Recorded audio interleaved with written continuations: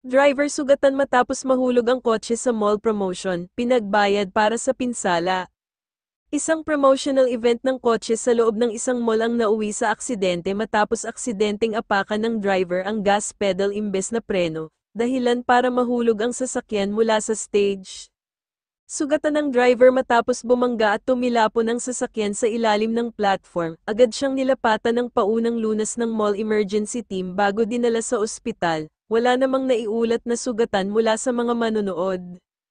Ayon sa mall management, bagamat itinuturing na accidental ang nangyari, mananagot pa rin ang driver sa mga pinsalang naidulot, kabilang ang pagkasira ng stage setup at ng mismong sasakyan na tampok sa promo. Pinagbayad umano ang driver para sa danyos bilang bahagi ng kasunduan sa organizers. Patuloy pang iniimbestigahan ng mga awtoridad ang insidente upang matiyak ang mas mahigpit na safety protocols sa mga susunod na promotional events.